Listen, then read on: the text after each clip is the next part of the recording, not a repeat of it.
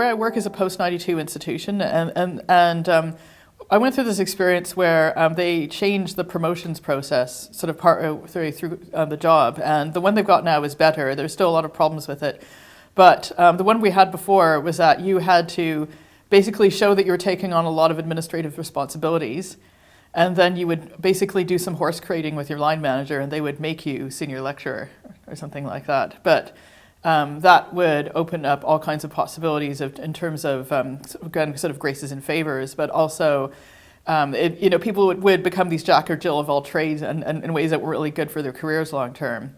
And so so sometimes I find in post-92 institutions there's a tendency for people to be very reluctant to take on, to apply for promotion because they're worried it will mean becoming an academic manager, which a lot of people don't want to do, and it would mean no time for research.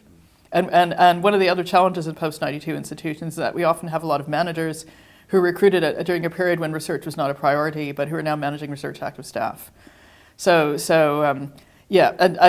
often, again, in terms of who's in those management positions, who makes the decisions about who gets promoted, again, it's those socioeconomic hierarchies in terms of, particularly in terms of ethnicity, in terms of gender and so on. So I think there needs to be a lot more scrutiny about promotions processes. I think there needs to be some work that you could kind of to compare promotions policies and promotions procedures, but also to look at where they stand in terms of equality.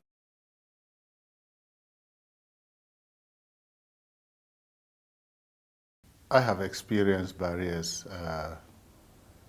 in my career progression, and I know that others have also experienced same. In fact, it's not so much of a barrier, but it's the fact that is lack of support. And I feel that lack of support in itself constitutes a barrier. Because when you come into a career, you need support from the more established colleagues in the team. And what I discovered was that the support was being provided to colleagues outside of the workplace, in pubs, maybe in sports clubs. And because I wasn't part of that club and I wasn't a pub goer, whereas I was actually missing out on this support that was necessary, that was vital for those colleagues to actually progress. I was with the last cohort who only paid £3,000 odd in student fees. So afterwards I was working as a GTA immediately after my BA and teaching those who were on the first cohort to be paying £9,000. But as I was going up, it was this idea of you needed a master's to continue to be in academia, but masters were costing more and more. So the market economies were coming into universities, especially post-92s. And then now realizing I needed a PhD to continue to be in academia. But luckily I was able to get a bursary, and that's great, but it's also a barrier in and of itself because you're having to continually fill out forms, reports and mechanisms, and there's far more surveillance happening in terms of research these days, and also trying to do research that has impact, that has measurable outcomes before you even know what you want to decide to do and define or brand yourself. No, part of reasons is that I think the goalposts keep changing for us.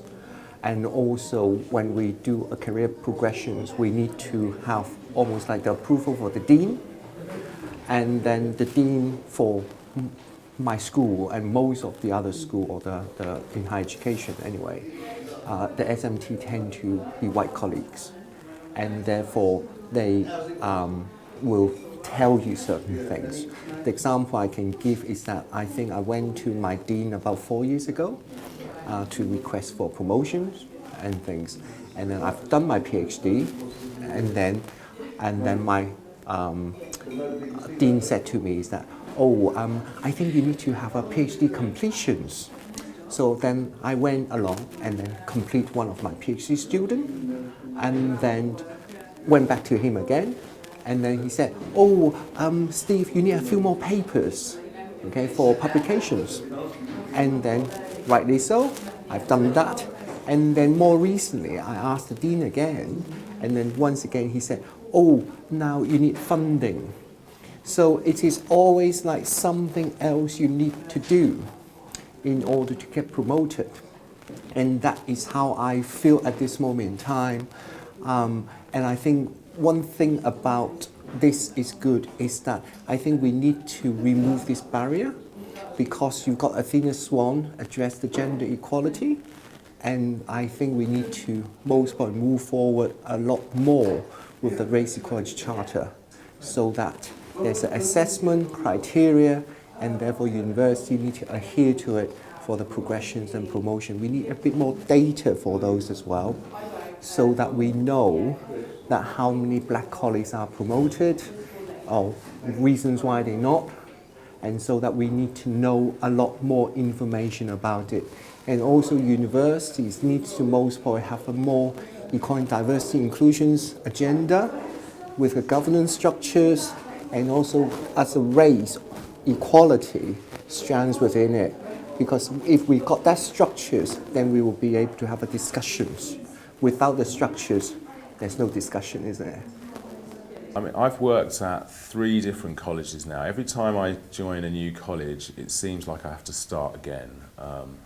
There is never any recognition that I have experience. I often experience a lot of patronising attitudes from managers, to the extent where I'm almost infantilised by them, and there is never any acknowledgement that I have experience that I've brought from previous jobs.